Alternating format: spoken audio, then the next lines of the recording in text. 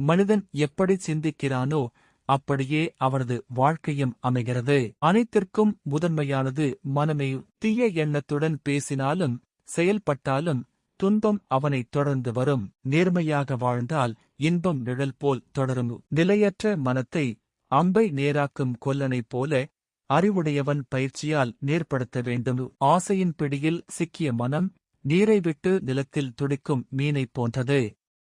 மனத்தை அடக்குவதே உண்மையான இன்பம்.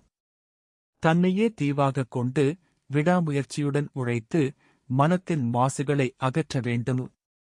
பொற்கொல்லன் களிம்பை சிறிது சிறிதாக அகற்றுவது போல கோபம், பேராசை, பொறாமை போன்ற மாசுகளை ஒன்றன்பின் ஒன்றாக நீக்க வேண்டும். இரும்பின் துரு இரும்பையே அழிப்பது போல தீய செயல்களே மனிதனை அழிவு பாதைக்கு அழைத்துச் செல்கின்றன. அறியாமையே மிகப்பெரிய மாசு. பொய், திருட்டு, தவறான ஆசை, போதை இவை வாழ்க்கையை அழிக்கின்றன. தன்னடக்கமும் தூய்மையும் கொண்ட வாழ்க்கையே உயர்ந்தது.